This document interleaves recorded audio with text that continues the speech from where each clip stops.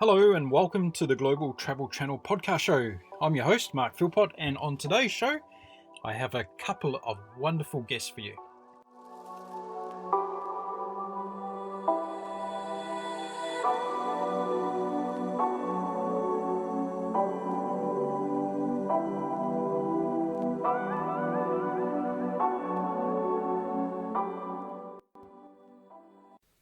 So my guests today are traveling around the United States selling tea.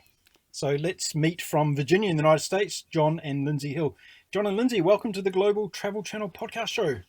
How's it going? It's going really well. How are you two today? We're great. Whereabouts in the United States are you talking to us from today? We are a little bit outside of Des Moines, Iowa. It's kind of in Midwestern U.S. We're actually in the middle of a cornfield in our camper. We're at the dinette in our camper right now. Yeah. Now, I don't know too many podcast shows that are being done when one couple is in a cornfield and the other one's on a sailboat. That must be a fairly unique experience, I guess. We're probably making podcast history right now. Yeah. But isn't it cool how you can do a podcast and the other people can just be anywhere in the world, and it's just so cool to be able to do that, I think, anyway. Yeah, I mean, when we were chatting about times to make work for this, being in a 15-hour time difference, you'd think that'd be difficult, but one day later, here we are. Yeah, we were chatting about that. So do you want me to tell you what's going to happen in your future? Oh, yeah. What's going on over there? Any good waves? Any good waves? Yeah, there's plenty of good waves. Now, you two also have got your own podcast show, so we're gonna talk about that. But what decided for you to start your own podcast? What was the reason behind that? Really, it was more of a personal thing for us. We're doing this journey around the United States, going city to city, selling tea for True Honey Teas, representing the brand, trying to grow the tea brand. And we meet so many unique people, see so many unique places, and we thought, that we've got to record this somehow. So we started a little monthly newsletter for our families, and we're also doing a podcast. It's almost like an audio diary for us, but also to share our journey with anybody who wants to listen.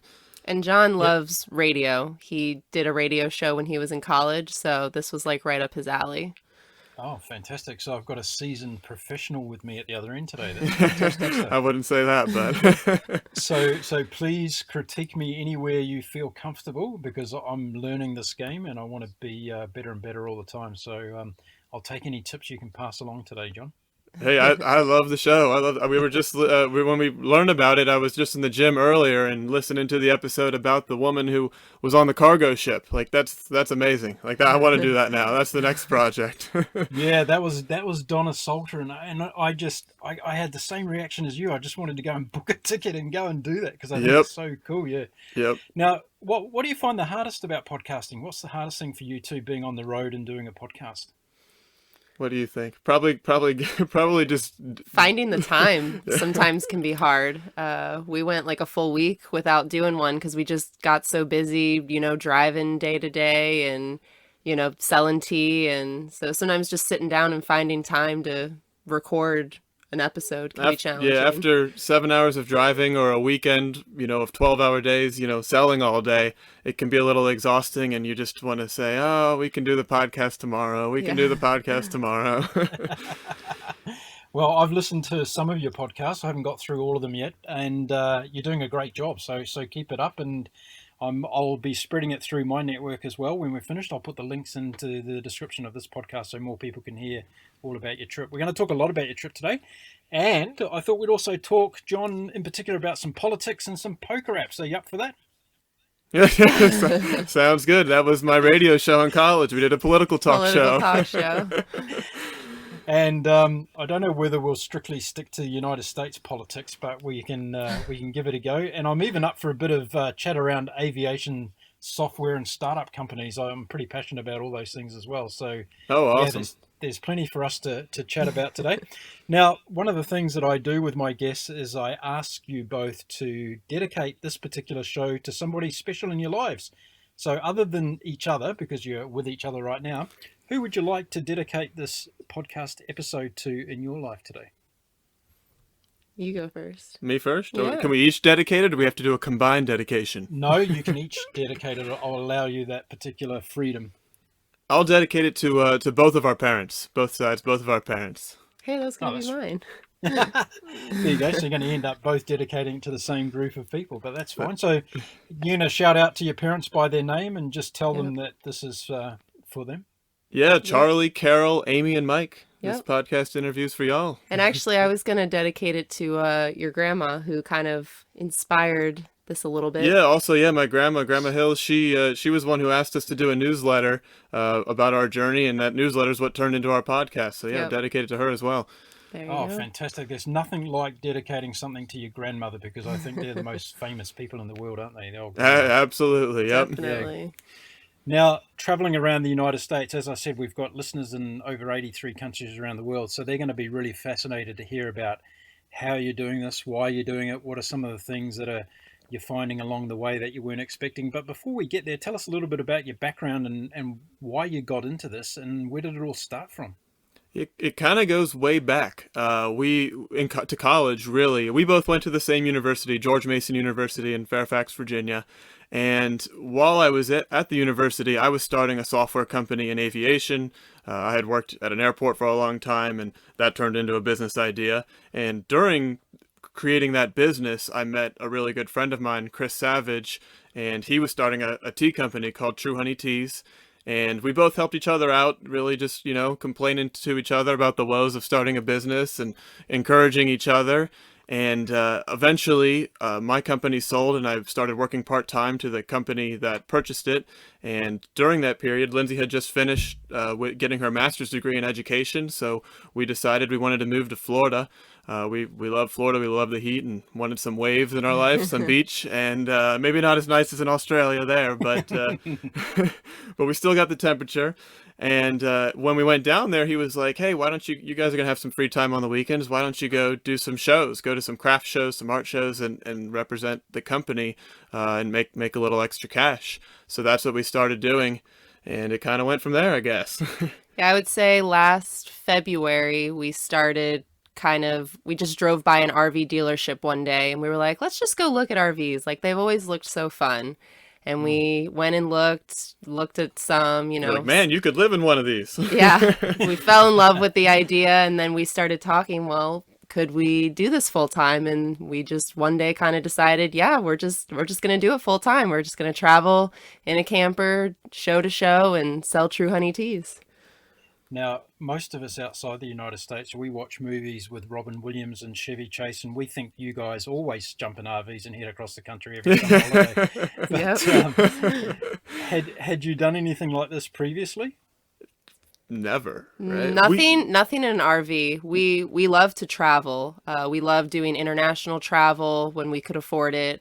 We had traveled to a bunch of different states together, but we had never ever done anything with an RV. It was always road trips or flying in hotels or anything like that. But we were high school sweethearts, and when we got to college, we kind of started taking little trips together, and we really kind of found a mutual passion for travel and a love for travel and meeting new people and seeing new places and just learning about the world. I think the biggest trip for us that really inspired, like really kicked off the travel bug, was we found a crazy good flight deal through the now the airline's been purchased, but WoW Air was doing crazy good flight deals from the US to Iceland. And after that trip, it really kind of kicked off our bug, and we were always watching flights, always looking for ways to travel. And that kind of turned into watching YouTube channels of full-time travelers, and we learned a whole lot from people traveling around full-time online. And so it's always kind of And I've always been in love with tiny houses, like, watching on TV, tiny houses became a trend. So I was always in love with that idea. And I was like, what if you could just take one of these and travel around the country? And that idea was kind of always in my head during college, but I was studying to be a teacher, and I never really saw a way to make teaching and living in a tiny house really work together unless I did something online. But so that kind of idea was in our head. So when we kind of saw the two things possibly working together, selling tea, traveling, it kind of just made sense. Why not do it? Fantastic.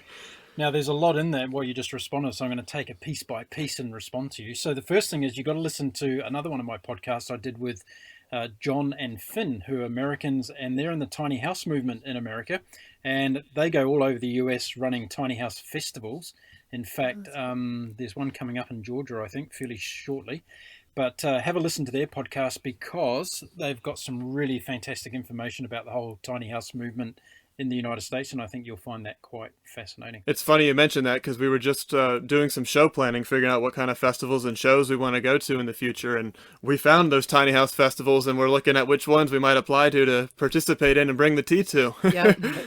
That's a great idea. So why don't I connect you with John and Finn after the show, and you guys can see whether you can work something out on that. Oh yeah, Yeah, that'd be thank you. fantastic. Yeah. Be great if a couple of my guests could get together and do something like that. That'd be cool. So tell me, that first overseas trip you did together, was that, how was that in terms of getting outside the United States for the first time and seeing, other parts of the world? What sort of impact did that have on you both?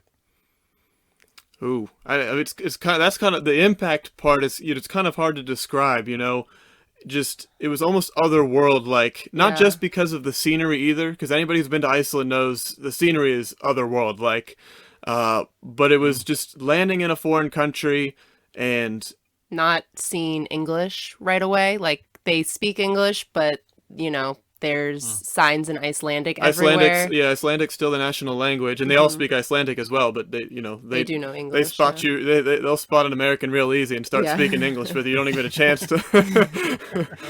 Right. And what kind of impact did it have on you in terms of your appetite for future travel? Were you did you get back from that trip and go, right, let's book our next ticket, we want to go away again? Yeah, Lindsay definitely did. I did. We had to finish up our semester in college first because it was like on our winter break or something that we went. But yeah, I was like, all right, what other deals can we find? Can we go again next week? And we were kind of, what we realized was a lot of people think that budget can be like the major constraint for travel, and we were college students, very low budget. We did that whole trip to Iceland, flights, hotel, everything, for less than $800 total, or actually right about $800 total. Yep. I think so. We kind of realized, hey, travel is possible on a budget. It can, and in this case, what we're doing right now, it saves us money, but we can talk about that later. But it is possible to do without breaking the bank, and it's totally worth it too. I'd rather, spend $800 going to Iceland than I would buying a new iPhone. Yeah, How- that how was one of the biggest things for me. Was it made me realize there's so much in the world to see, and Americans can be so materialistic sometimes that I realized there's so much more out there than just things that we can have, like a big house, fancy cars. Not know. just Americans, all people. We all Yeah. have a tendency to gravitate towards things and items and stuff, and I think just those experiences for us made us realize we value that time and that adventure more than stuff. And if you can make the sacrifice, then it's really not that much of a sacrifice. Nope. So was that around the time where you started to then have this interest in minimalistic living and looking at alternative styles of living, or was that something that these travel experiences brought on over time? Well, Lindsay was always the kind of person to get rid of stuff. I'm a very minimal person. She hates stuff. She's always getting rid of stuff, even the stuff I want. Yeah. Or you think you want? Yeah. You don't need it. You don't need it.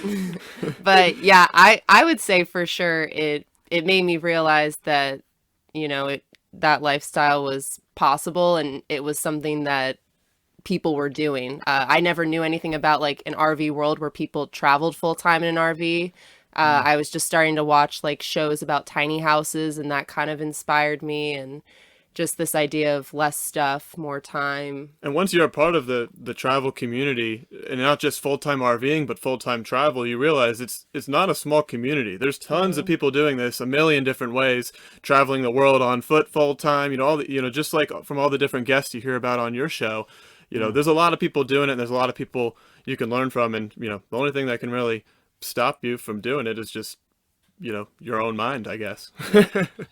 Yeah, and that's a really important thing. I'd like to probably dive into the philosophy of that a little bit, because obviously a couple like yourselves who are motivated, you had a friend who gave you the opportunity to go and do what you're doing now, but you've also got to have that hunger, don't you, to actually go and do it. What would you say to people out there at the moment that are listening to this podcast who are perhaps sitting on the edge of the abyss of saying, oh, should I go and travel or should I not? And, got a bit of a fear factor. What would you say to help them push themselves over the edge and actually go and do it?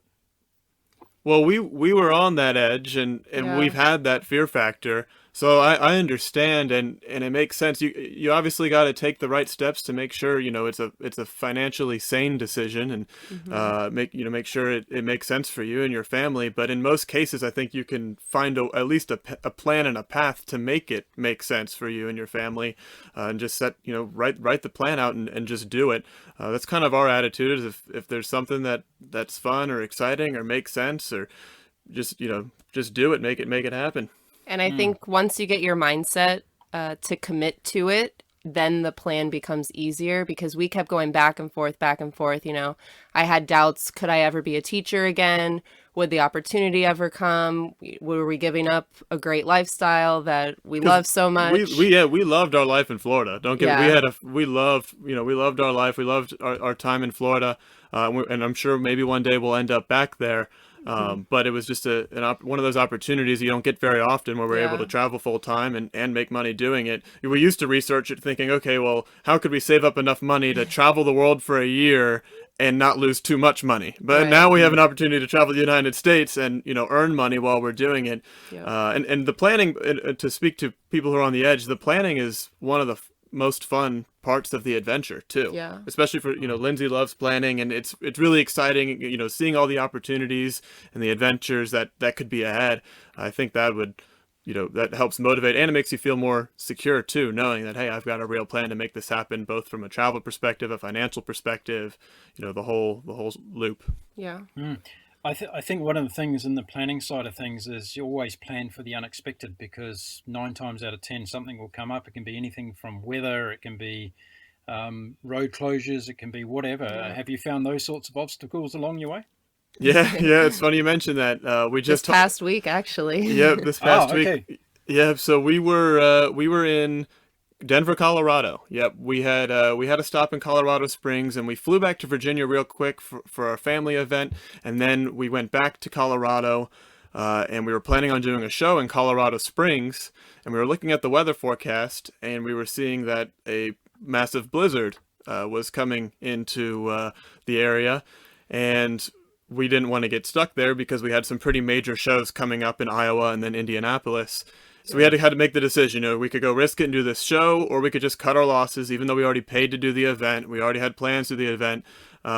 We could just leave early, and then we'd secure the rest of our path as planned. And that's what we Mm. decided to do. We just right from the airport, we hopped in our van, pulling the camper, and we just went straight through Nebraska to get away from the weather, and now we're here in Des Moines, Iowa. Yeah. We got here a little bit early, but it kind of worked out for the best. God kind of works things out like that sometimes, where we got here early. We had an empty weekend without a show to work, so we called a local craft festival that was happening. They let us join in on their festival, so we still got to make a little bit of money, and it was hosted by this charity called Orchard Place, and we learned about this great group of people here in Iowa working with children who have mental health challenges. And so, we missed our show in Colorado Springs, but we met some great people and learned about a great charity organization here in Iowa, so it all works out for the best. Yeah.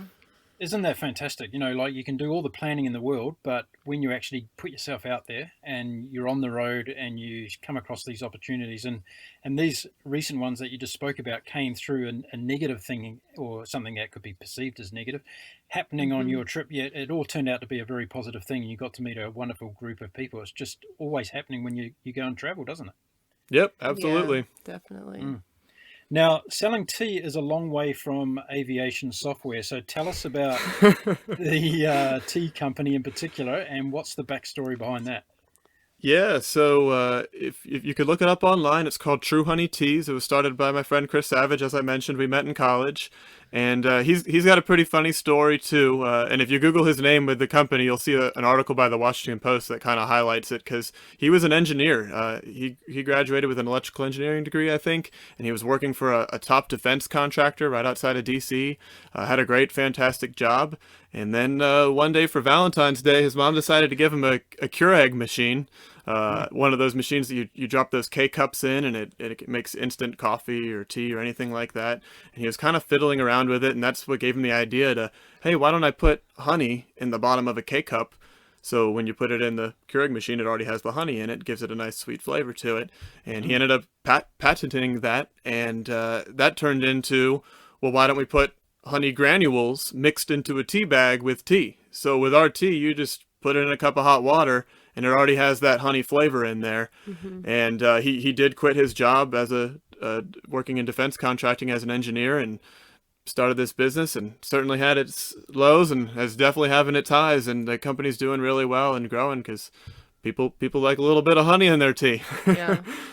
What a great story. Now, was this something that, because he was a good friend of yours, that kind of made the decision easier for you guys to jump on board and go and try this? But it also, I guess, it also aligned to what you wanted to do as far as traveling. Is that right?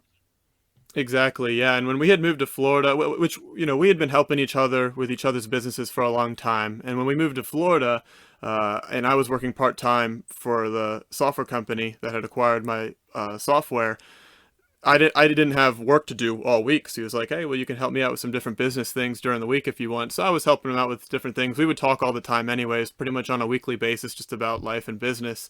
And then we started doing those shows, and he was like, well, you guys could do this full time if you wanted. And Lindsay and I were talking about it, and we were like, well, we've always talked about traveling full time, and now we could actually do it and make money doing it. So we let the lease expire and bought the camper. I think John's true passion is just entrepreneurship and business. He just loves being a part of any startup and just helping it from the ground up. So his aviation software, he kind of built it from the ground up. It was acquired. There wasn't as much of a need for him anymore. So he slowly started having less hours with them, saw another chance to help with another startup. And I think that's just his passion in life. Yeah, fantastic. I wanted to say, let's dive back into the college hood sweetheart process. Lindsay, what did you find appealing about John when you first met him? He definitely seemed nice. So we actually met through Facebook. So our first interactions were through instant messaging. And he was a little bit standoffish at first, which I always like to make fun of him for. But when we finally met in person and had our first date, he was very sweet and really easy to talk to. And I'm a very, very shy person, and he's pretty talkative. So that kind of worked out well for itself. So. And what about you, John? What was the standoffish attitude towards Lindsay in the beginning? I don't know. I don't like to be vulnerable, so that was probably it. We were like 15 years old at the time. Are you blushing right now, John? I don't know. Yes. I think that's the wind burn. It's been the wind burn. It's the wind burn. We were just outside, and it's been cold. It's been cold out here. No. Good try. I bet you never thought you were going to get on a podcast show today and have to explain your relationship. Anyway, it's good because you two are on a wonderful journey together, and it's been going since you were at school, and now you're doing something really incredible together. When you left Florida, where did you go first? What was the first stop? Was it Michigan? Yeah, so we drove up to Virginia first, technically, to grab product. Yeah, to get our product and get everything situated in our van. When we pull our camper, we load a big cargo van with as much inventory as we can, and then from there we went straight to Michigan. Wow, you didn't do it just a couple of 100 miles up the road. You went right up to the top of the country. Yeah. Yeah. We try and our focus is all around, we kind of have to balance places we want to visit with really good shows that we think will sell well at. And we hadn't spent a whole lot of time in Michigan before, other than I think one trip we drove to Green Bay, Wisconsin. And other than that, we hadn't been to Michigan very often. So it was a great time to explore a state that it was supposed to be cooler up there in the summer. It actually ended up being 90 degrees for all of the shows we did up there. So we were down in Florida sweating, in May, June. We were like, we're sick of this. Let's just go north. Let's get some cooler weather because we do outdoor shows so often. It didn't work out. And that didn't work out. But that was our idea, was to go up north in the summer and south in the winter. But there were a lot of cool things in Michigan. We got to tour the Ford factory and get to see the actual assembly line of where they make the Ford F-150 trucks, and great museum there too called the Henry Ford, where they have it's not a museum about the Ford or Henry Ford. It's a museum he started that has a whole lot of stuff from American just all history, kinds of inventions, that kind of thing. Yeah. Yeah, fantastic. Now, for people listening who want to go on a tour like that up in Michigan, do you have to book ahead to be able to go there, or can you just rock up on the day and buy a ticket? Yeah, you can just head on up and It's not super popular in the summer. yeah, Ford. We just bought a factory tour ticket on the spot there. Yeah. I think they're pretty used to having a lot of people come through, Yeah. and there's plenty of state parks too if you're camping or camper vanning. Like I think Michigan was one of the best state park systems we've seen. Yeah. Very easy to get a spot the day of or day before if you need it. Yeah, it wasn't too crowded at all compared to other US states. I'm very keen to get you to share that experience of going by road across America, because there's a lot of people listening who probably have it on their bucket list as something they want to do, either, maybe as their next holiday or at some stage in their life. So anything that you can share with us that's around, the things to, I guess, watch out for, the things that you've learnt along the way. State parks, is that a thing where you have to pay a fee to go in and have a slot? How does that work? Yeah, state park system, you can sign up online or in person and you pay a fee. And state parks tend to be a bit cheaper than, there's privately owned campgrounds and RV parks that sometimes can cost somewhere to They have more luxurious amenities with them. Right, and those are sometimes 40 to 50 US dollars per night, which is pretty expensive. I mean, if you compare it to a hotel, it's not horrible, but for us, it's pretty expensive. We try and keep on average $20 a night or less. And actually what we've found that's worked out best for us as we've eased into it is something called boondocking in the RV world, which is where you don't have any hookups. Like, you're not hooking up to sewer, you're not hooking up to power. You're just plopping down in a field somewhere and you're camping for free. So we joined a couple organizations. One is called Boondockers Welcome, and we paid $60, I think, for an annual membership. And basically, all kinds of people around the United States open up their homes for you just to park your camper on their driveway. So we've parked in people's driveways in Colorado. We've parked on a guy's ranch in Texas with chickens running around everywhere in the morning. And right now we're staying at a Boondockers Welcome host it's a corn farm here in Iowa, and it's free. It's completely free to stay at these places. If you, sometimes they have like an electrical hookup and they ask for like a $5 donation if you're going to use their electricity. But that's a free way to travel around, and kind of goes hand in hand with that. We also joined a membership called Harvest Hosts, and I've heard the idea for this came from Europe. I think it's a popular thing to do in Europe. France, I think. Yeah, what they do is we pay $60 a year about for them as well, and we stay at wineries, breweries, businesses that open up for Their parking campers. lots. Yeah, their parking lots, their fields, farms for you to park there, and all they ask in return is that you go inside and buy a bottle of wine, which is not hard to convince us of that after a long day of driving. Yeah. So it's pretty easy to find places to stay throughout the United States. Like, that hasn't been too much of an issue for us at all.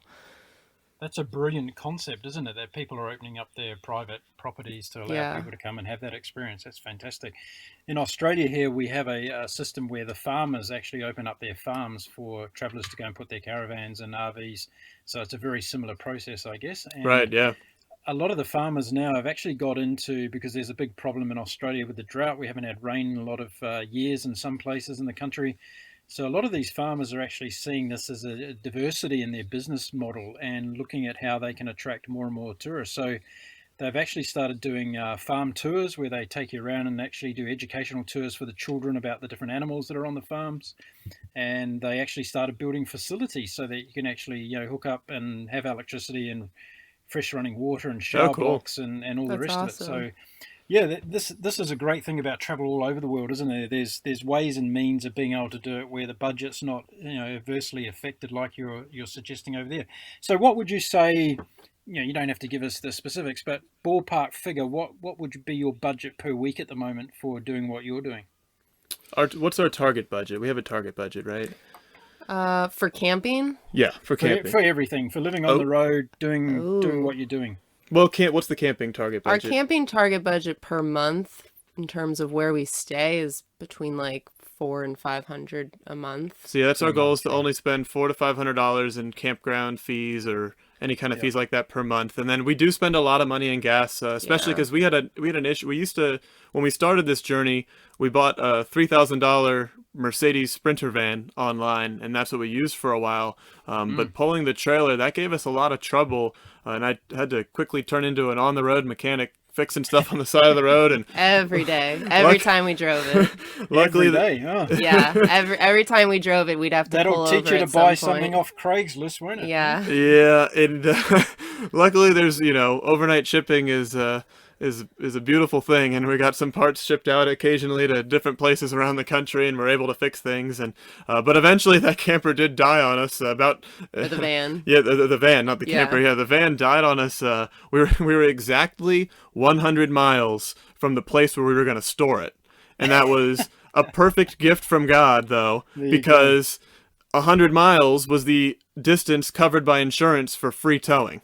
Yeah. Oh, there you go. So we That broke works down, out and I was talking to fantastically well. I was talking to the insurance agent, and I gave him the address, and he's like, "Did you set this up ahead of time?" He's like, "That's exactly 100 miles to the dot." Yeah, we were out in the middle of nowhere. We were in the middle of nowhere, Pennsylvania, on the side Yeah. of a highway. But yeah. so we're now using an older van. We since we're not using Lindsay's vehicle right now, we traded with my mom, and we're borrowing her van, which is an old Ford E350. And so we're not getting great gas mileage right now. We're getting like Yeah. 10 to 12 miles to the gallon. But hopefully when we get back to Florida, we're going to try and get a new vehicle to get some better gas mileage, and we'll save more on gas that way as well. But other than campgrounds, gas. Gas is, we can't really budget. We have to just go with it. Whatever we can get. And then food, we don't budget food a whole lot. We just try our best to cook as much as we can.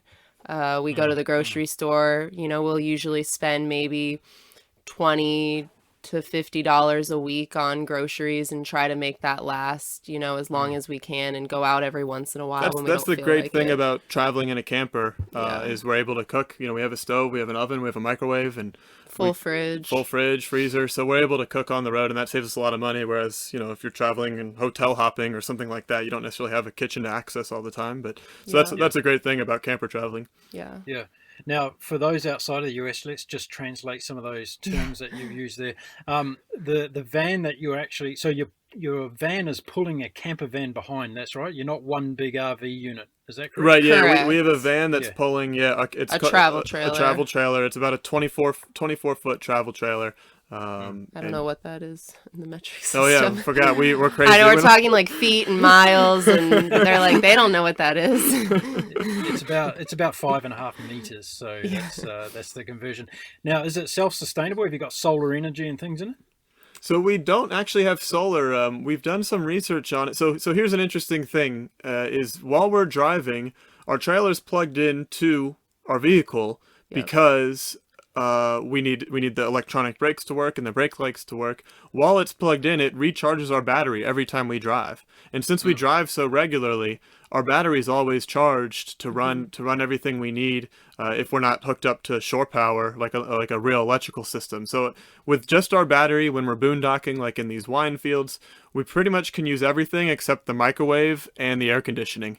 Those are the only two things we can't use unless we're hooked up to shore power. But our refrigerator and freezer run off of propane. Our stove runs off of propane. We have And some the lights run off the batteries. lights run off the batteries. Our vent fan runs off the batteries. Water pump runs off the batteries. Our heater can run off the batteries. So it's pretty self-sustainable. Because of us driving consistently, it recharges the battery. We do have a little generator if we ever need to stay somewhere for an extended period of time without being able to recharge. Yeah. So how long is this entire journey going to be? How long are you going to be on the road for before you maybe go back to Florida, base yourselves? We don't know. Yeah.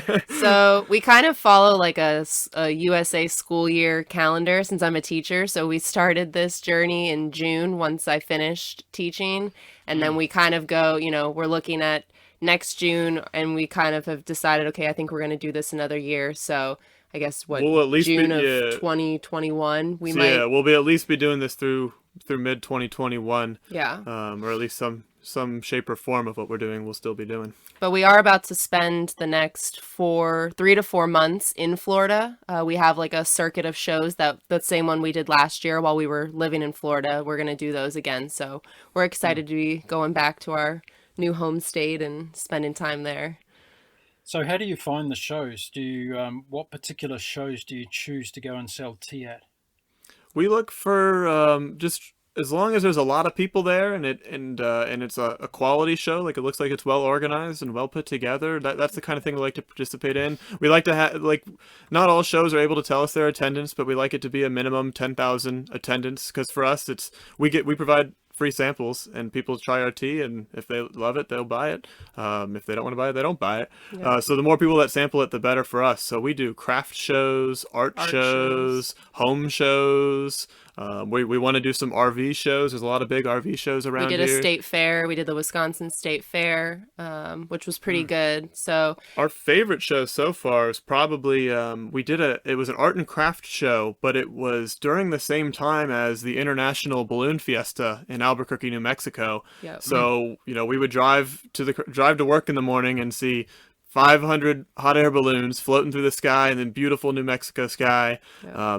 That was quite an experience, and every morning we got to see those balloons, and then during the week when we weren't working, we went down to the balloon field and got to see and experience everything in the hot air ballooning world. I think that's the largest hot air ballooning event in the world. So we knew it was going to bring a lot of people, so we assumed that a percentage of those people were going to come to our show. So it seemed like a good event. Yeah, and it was a very good event. Yeah.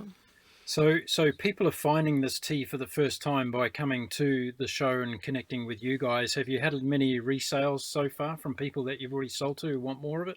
Oh yeah, absolutely. And that's kind of our one of our primary points of our business model, which is, we get out with the customers and let them taste our tea, and not to be bragging about the product or anything, but the main reaction we get from most people is, "Oh my goodness, this is the best tea I've ever had." And then they're like, "Wait, so I don't have to add sugar to it myself? What I'm tasting is in the tea bag?" And we're like, "Yeah, it's just, you drop a tea bag in the water and it tastes just like that sample." So, for us, it's really important for people to taste it, because they can see a lot of things on the shelf, and ours is a little more expensive, so that might deter people from just getting it unless they've tasted it.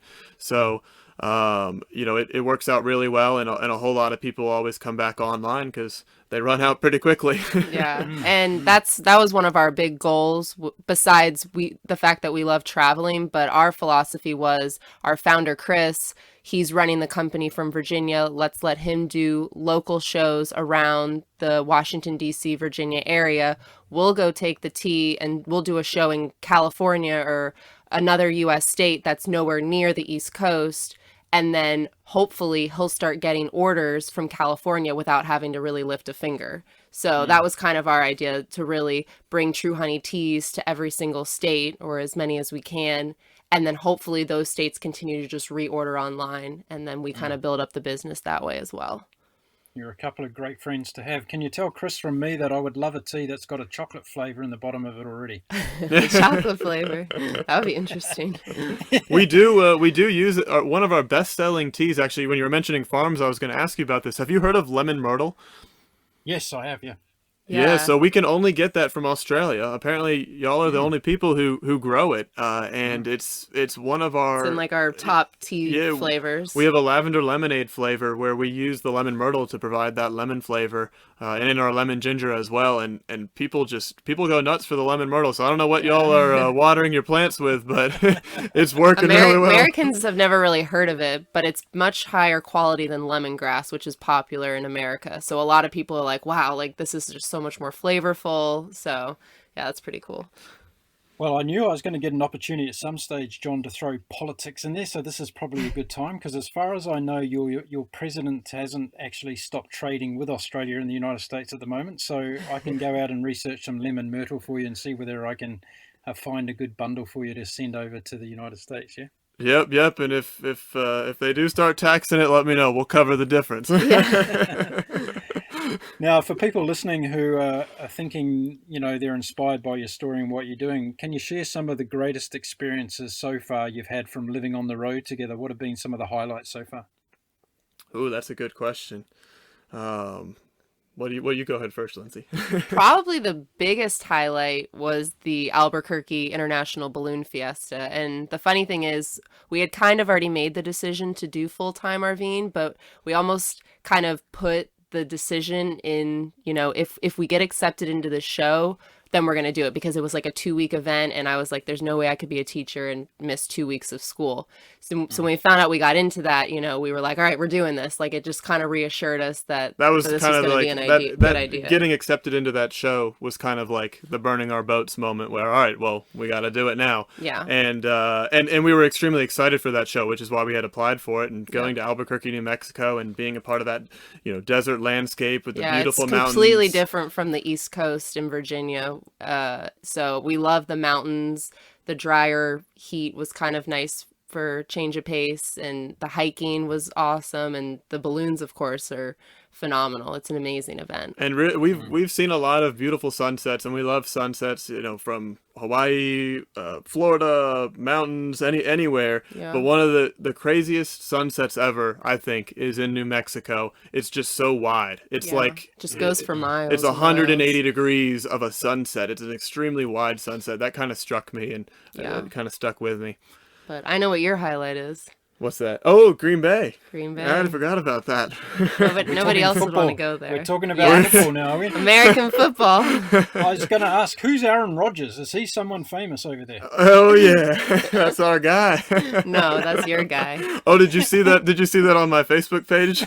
I did. Yeah, I thought, wow, who's that guy? Is he famous or something? Yeah, we actually almost drove to that game the other night because we're only 3.5 hours from Kansas City where they were playing. But we were like, if the tickets get down to $75, we'll buy it and we'll drive down there. They got down to $80. We were $5 away. So we did not go. And Lindsay's very happy about that. Yeah, it was about like 20 to 30 degrees Fahrenheit there, so I was not looking forward to sitting in the bleachers. But we did get to see the Packers during their training camp. The Green Bay Packers are a popular professional American football team here, and I was a big fan of them growing up because I didn't want to be a fan of the same team as my parents. So I became a fan of the team that was my grandfather's team. He was from Green Bay, and so we got to go see the training camp there and tour the stadium, and we got to watch a preseason game there. It was a really fun time, and I'm a huge fan of the team and have been my whole life. So it was cool to see all that and interact with all that. And actually, that reminds me, we met an Australian rules football player recently.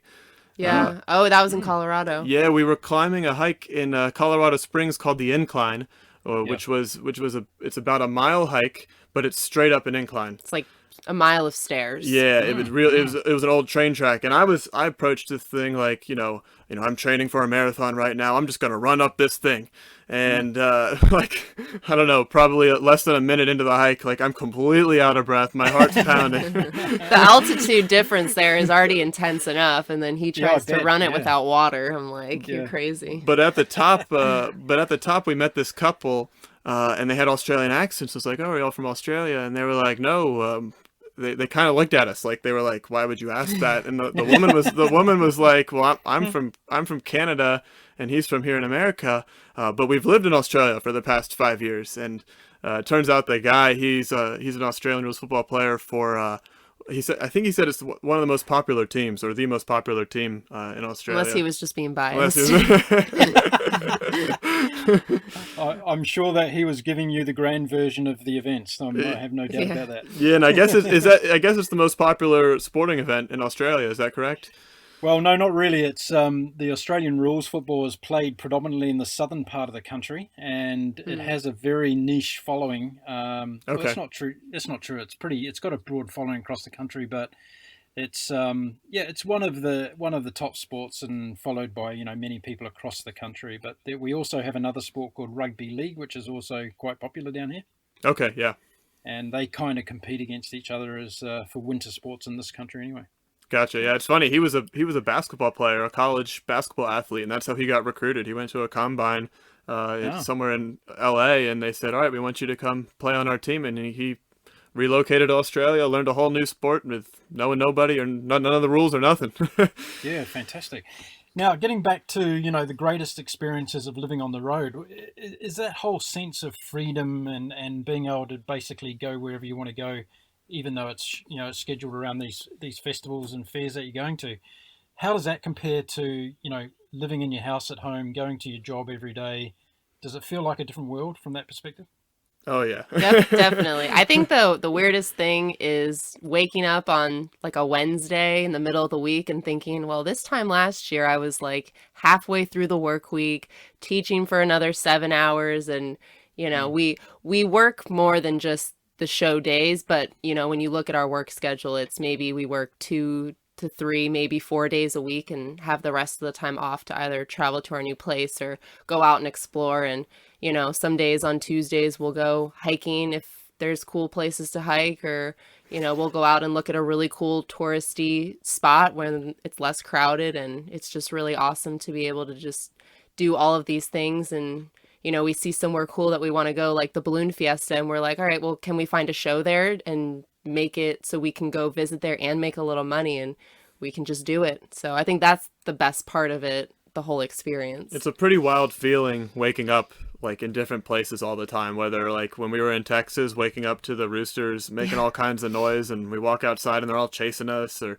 here where we have this beautiful cornfield behind us and it snowed a little bit last night.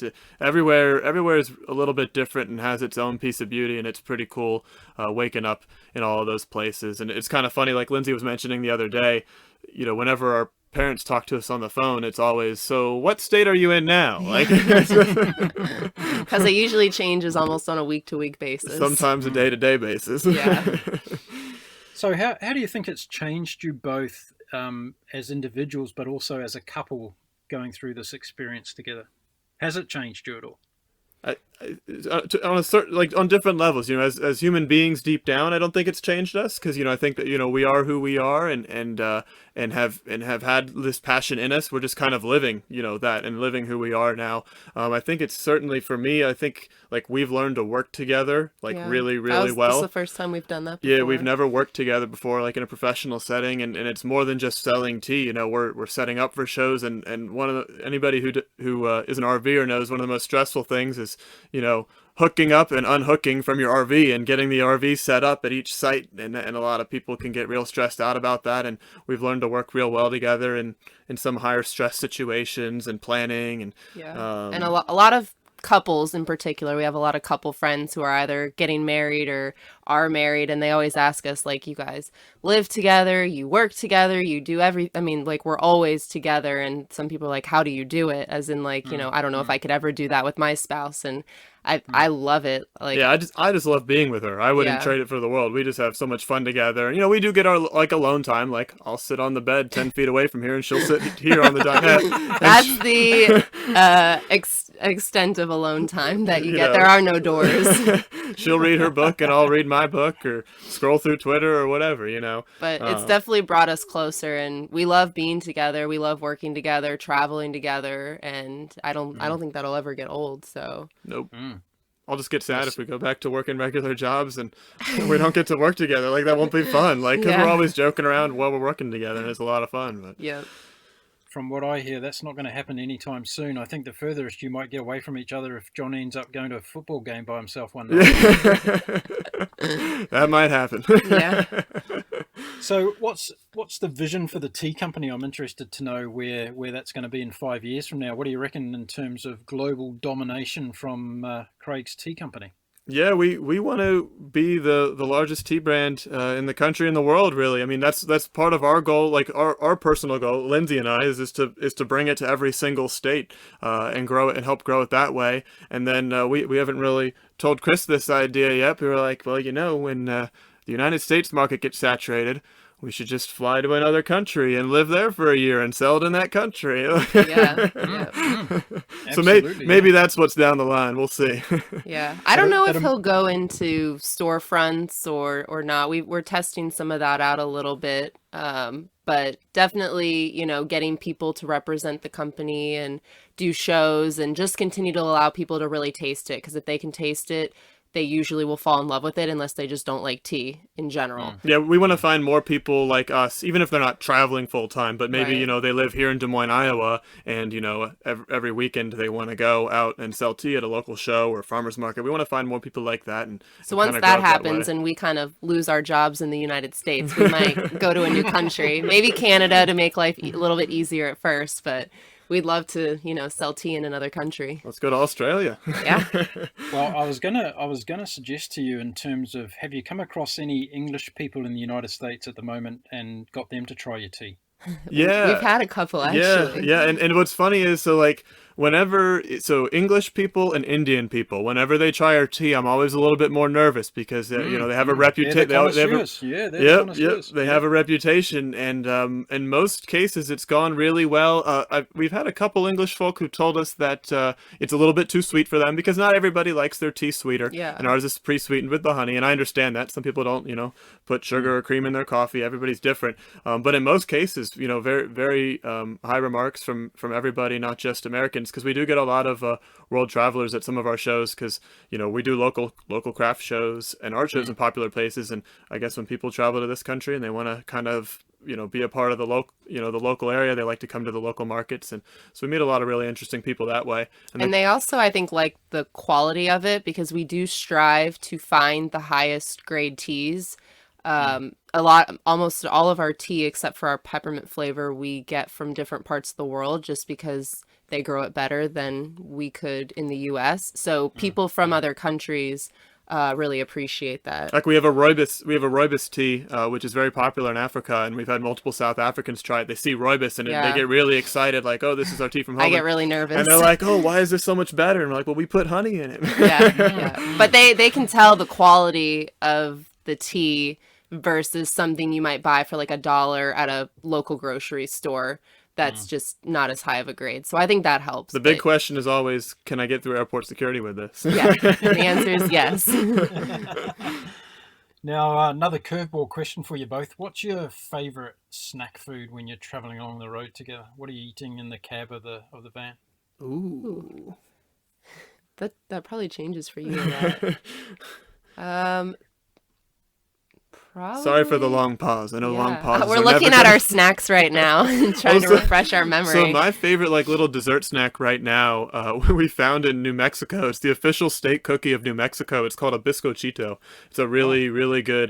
They look like powdered donuts. Well, those almost. are the Mexican wedding cookies. Oh, But the bizcochitos those, are like, they almost look like sugar cookies. Yep. But they make them with like I think ours had an amaretto base. Like they use different alcohols in them. Yep. And it's a really good cookie. Probably my go-to snack is Cheez-Its. Or sour cream and Jesus. onion chips. Or sour cream and onion chips. Yeah, something salty that I can just kind of nibble on the whole time because we get bored while we drive. So something I can kind of nibble on throughout the whole car ride. I thought beef jerky was going to come out there for a minute. I use beef jerky. Words.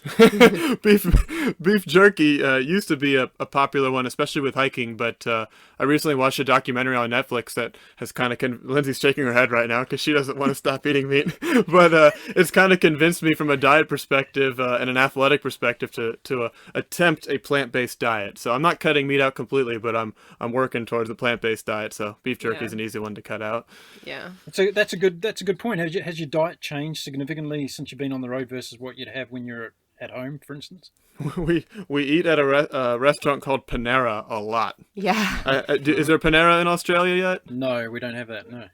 Yep. So It's very popular in the United States. it's kind of like it's like a coffee shop combined with sandwich shop, and they have breakfast stuff, soup, salads, sandwiches. Yeah. But you just go up and order, and they bring the food to your table. You're not waited on, but and it's a nice place. The main reason we've eaten a lot there is because it's free Wi-Fi, and it's a place you can sit and work for a while. So relatively healthy food. Relatively healthy food. So we go there a whole lot, just mainly for we know we're going to get good Wi-Fi and good food at the same time. So it's a popular long lunch spot for us to take care of work for the day. Sometimes we'll work there for 3 or 4 hours if we have a lot to get done. Yeah. Sometimes I think we eat out less in this lifestyle than we did when we lived in Florida, because when we lived in Florida last year, every weekend we were driving about 3 hours to a show, staying in Airbnb. We didn't have a kitchen, we didn't have anything. So Friday, Saturday, Sunday after the show, it was go out to dinner, usually at like some chain restaurant. Never really fast food. I'm not a huge fast food like drive-through type person,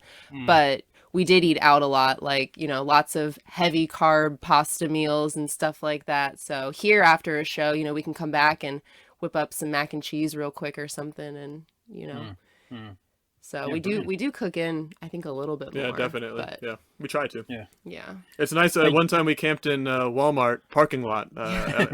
Is there a Walmart in Australia? But yeah, we've just got Walmart in Australia. We've Oh, moved so into the that's first world. Yep. so there's there's a Walmart on every corner here in the States. Anywhere where there's people, there's a Walmart, and they have a grocery section now as well. And one of the popular things about Walmart is that you typically, truck drivers or campers, you can park there and sleep there overnight for free. So Yeah. one time I think we were in New Mexico or something like that, and we camped in a Walmart parking lot, and we No just electricity or anything like so that. we didn't have to Yeah. worry about, we just walked right in, picked up what we were going to eat. We grabbed some chicken and some I think we did a broccoli steak dinner that night. and potatoes, I think, and we just brought it right back out and cooked it. And Yeah. doesn't get easier than that. Nope. John, I want to let you know that we do have airports and shopping malls here in Australia as well. Thanks to the British, they brought all those things when they came and took over this place. Now, What? let's talk- I feel bad because I start talking about these Paneras and these Walmarts. I'm like, well, these might not be chain stores in Australia. Yeah. Like, I don't know. That's all right. When people come over to the US, they know what to look out for now, so we appreciate that. Yeah, well, now I know I can come to Australia because if you didn't have a Walmart, it was a little bit iffy. Now, you're a startup guy, so I bet you've been driving around the country, and everywhere you go, you've been looking for business opportunities. Has that been the case? Have you come across something that you thought, wow, this would be a really good business idea in this particular place I'm in now? Oh yeah, I've got a list of 10. How many do you want me to talk you through? 10 every week. I'm sure that was happening too. Yeah, absolutely. The- What about the late- politics? What about politics? Is the, do you stop off at places and start getting engaged in conversations with people around politics? Sometimes. What's interesting is, so we grew up in the Washington, D.C. metro area. So local news for us was national news. Always politics. Everything was always politics, a lot of government workers. But what we've kind of found traveling the country is people don't really want to be mixed in with all the negativity of talking about politics. I mean, everybody kind of holds their opinions and their values, but people are more about just, regular everyday life and not concerning themselves with the big, national scene. I mean, there's a lot of controversy around our president in the country right now, but most people don't really seem to be bothered by it or worried about it one way or the other. They're just kind of going about their life, trying to make a living and enjoying life with their barely families. on the local news. It's barely. That's it's the barely, interesting thing. Yep. Well, I can assure you that your president is not only making waves in your country, but there's a lot of talk about him around the rest of the world as well. Yeah, and we kind of noticed, I think we were in Ireland. during his inauguration, and People did not like him. yeah, people in Ireland really were not fans of him, and he wasn't even president at that point. And all the cab drivers were asking us about our president, this, that, and the other. And we're like, well, we hope he does a good job, but We hope our country doesn't fall apart. but it's all we can do is vote. But really, I think the most impact, I used to be really into politics. I was in political radio, and I thought I wanted to do a career in politics, and I realized what just a nasty, toxic world it was all around. And I felt like I could have more of a positive impact on other people and in my own life, in the business world, where you can actually solve problems for people quickly. And so I think, a lot of people have that sentiment. Like right now we're in farm country, and, everybody's just about taking care of each other and living their life and Growing their crops. Yeah. That's it. Well, I can tell you from afar that you've made the right choice in your life, and I think you're far better away from the political scene doing what you're doing and making a difference that way. Yeah, we're loving it. Now, look, we've rushed through our time today. It's gone so fast. You guys are really interesting and fun to talk to. But before I let you go, I'd really like you to share a couple of your tips for my listeners about, changing their life through travel, and some of the things that you can highlight as being, some of the amazing positives that have come out of your trip and your life together so far. Yeah, my number one tip would be to just research and listen from other people who have done it, like listening to this podcast here.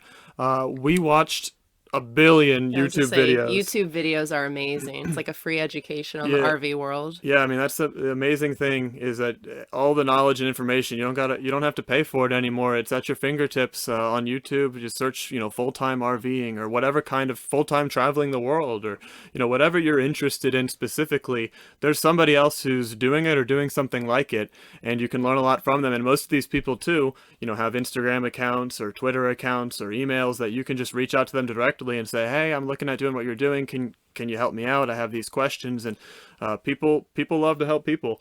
And there's a lot of even single people who are traveling, single females, single males doing it by themselves. And I think that's a really big inspiration. I wonder, like, even just hooking up the camper, like, how do they do it? But it's really inspiring because you don't have to be a couple like us to do it. You can, be by yourself and get a camper and go out there and see the world and like we see just the country. like we briefly talked about earlier was there's families traveling the world on sailboats with their kids, like I think anything's possible. You just have to have the right mindset to just go out and get it. And that's, we listen to a lot of, we've had a lot of positive influences on our lives from our parents, to our friends and our families and just people we listen to on podcasts. Just, we're very, go get it mindset, just if you have a goal, like, make it happen. If you have a dream, make it happen. Even if you can't do it right away, because, you might not want to make a rash decision and jump right into something, but at least make the decision to do it, set the date, set the goals, that kind of thing. Goal-oriented thinking, we're all about that, and it's worked well for us. Yeah. Just start. Don't sit around any longer and wait for it to happen, because you're the one that's got to go out there and happen, isn't it?